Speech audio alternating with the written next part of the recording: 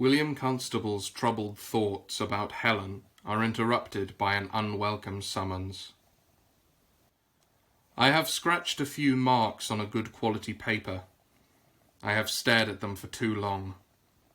It is my intention to write to Helen and put right the clumsy words I spoke in response to her declaration of interest. I struggle. I must convey my serious intentions, and I would have them expressed in pretty language. Poetry? No, I think not. My natural way of thinking turns to mathematics, not flowers and embroidered lace. Helen would see through my feeble attempts to clutch at handsome phrases that sit oddly with my character. I screw up the paper and place my quill in its holder. This was not a good idea. I will endeavour to voice my feelings well when we next meet. I remember my shock at the telling of her birth date, and it is a discomforting thought that I must delve deeper into her history. If she has royal blood, then what will become of her? Our sovereign is unlikely to own up to such a long and devious deception. Worse, if she is recognized as a false pretender, then a grisly and dreadful fate beckon her and her father.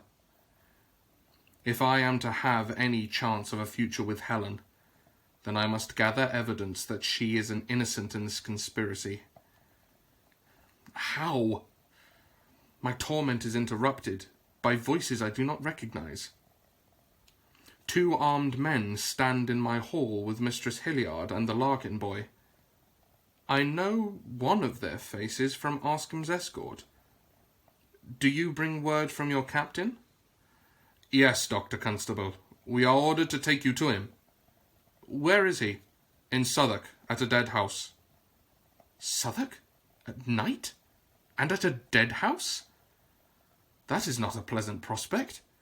It will mean a crossing of the bridge, and that is a place I shun whenever possible. It is dark and wet. Would it not be better to wait until morning? We will go now. His tone is gruff and will bear no argument. I see that John is standing in the shadow of the door, and I reveal the nature of my summons to him. He strokes his beard before offering his assessment that a corpse of some significance has been found, and that would be a pity, as the dead cannot answer questions. It is a callous remark, and one that is not entirely true. The nature of a death may imply motive, and provide other intelligence.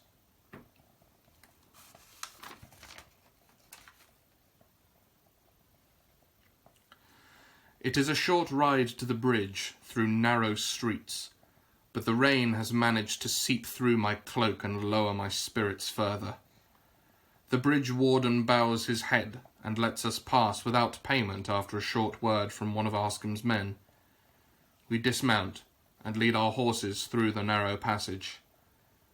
It is another world on the bridge, more hell than heaven, but at least we are covered from the elements. Doxies wave their hand linen in our faces, and sellers push their codlings and other pies under our noses. It is a teeming mass of the laughing, shrieking, drunk, happy, and miserable. Above all, the confined space highlights the stench of foul and rotting waste. Finally, we are on the other side, and the gates are opened to the borough of Southwark. It is a relief to breathe the air and feel the rain, even in this place, the haunt of cut-purses, boards, and other lowlifes. We head west along a series of mean passages to the brooding dark shape of Clink Manor. We stop at a small turreted building at the edge of the manor. We dismount, and one of the soldiers points to a doorway set down a flight of stone stairs. A guard opens the door, and I follow him into an anteroom where a man sits at a table lit by a single candle that sputters and sparks. He opens the next door and gestures that I should enter. This chamber is larger and lit by several candles. Arscombe is seated at a chair with a beaker in his hand. Another man sits by a table with his feet raised on a stool. Ah, Dr. Constable, please forgive the hour and the place of our meeting. The gentleman here is Warden Oakes, who is the keeper of this mortuary. Oakes eyes me with curiosity, but does not move from his seat. A short man with heavy legs and large belly, he waves his hand at a stool and asks if I would take a cup of wine. I take the stool, but refuse the wine. Arscombe says, "Come, William Constable, take wine with us. You will need some fortification for the task at head." That has an ominous chime.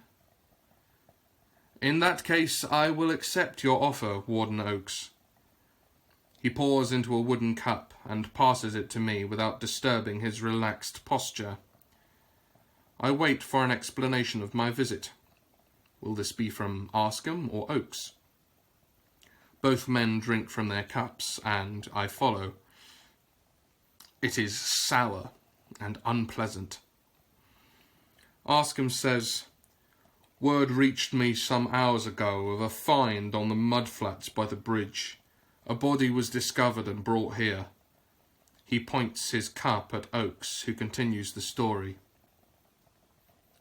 "The corpse was corrupted by the river. The corruption was partial and indicated a death some 2 or 3 days before its discovery. It was a man in scholar's clothing, and his throat had been slit so hard that the head was hanging loose." "Has the body been named?" "It was found near to the chained felons on this side of the river, close to the bridge." He pauses to take another sup of the rank draught. "One of the felons, a petty thief of foodstuffs, swore that he knew the man. He named him as Millen, a frequent caller at the stews on the bridge." "Is this name confirmed?" Oakes moves his feet from his stool and shifts in his chair.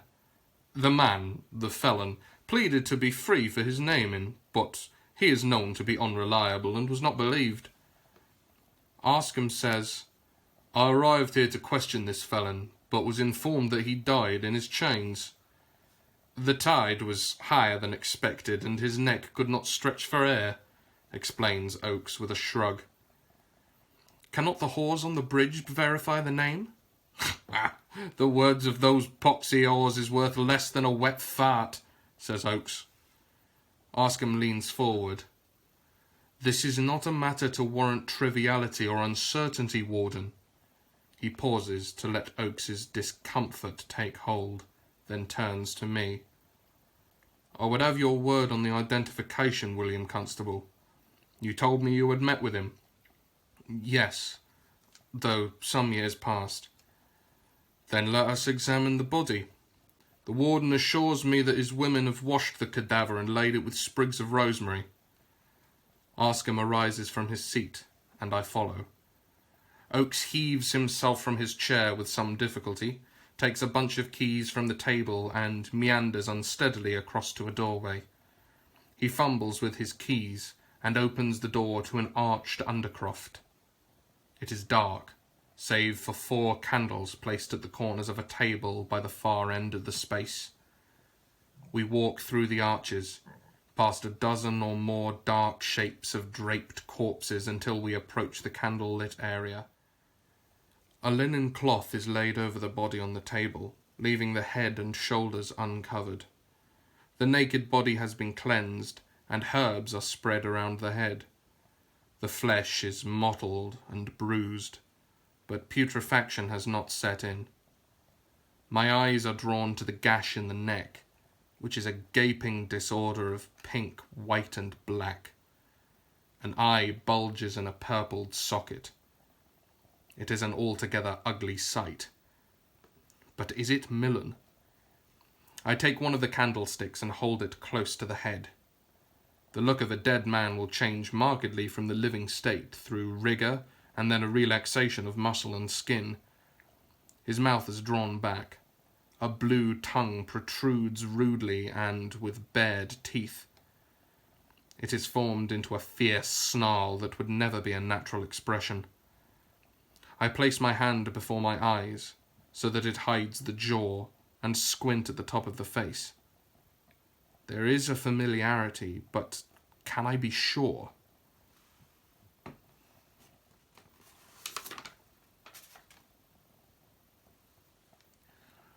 I say, "Can I see this man's clothes?"